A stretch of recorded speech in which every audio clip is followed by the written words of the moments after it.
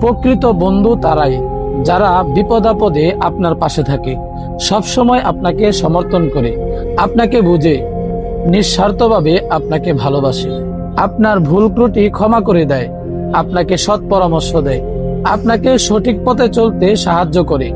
যেমন আপনার আনন্দে আনন্দিত হয়, তেমনি আপনার কষ্টে দুঃখিত হয়। এইসব বন্ধুকে কখনো হারাতে দিবেন না।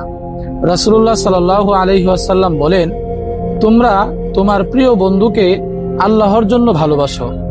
যে ব্যক্তি আল্লাহর জন্য কাউকে ভালোবাসে এবং আল্লাহর জন্যই কারো সাথে বিদ্বেষ পোষণ করে, আর আল্লাহর জন্য দান খয়রাত করে এবং আল্লাহর জন্যই দান খয়রাত থেকে বিরত থাকে, সে যেন তার ঈমান পূর্ণ করলো। তাই প্রিয় ভাই আমার, কাউকে ভালোবাসা অথবা কারো সাথে বিদ্বেষ রাখা, দান খয়রাত করা অথবা দান খয়রাত থেকে বিরত থাকা, এই সব কিছুই যেন আল্লাহর জন্য হয়। এর মধ্যে দুনিয়ার কোনো স্বার্থ যেন না থাকে। আল্লাহ তাআলা আমাদেরকে বোঝা আমল করার তৌফিক দান করুক। আমিন।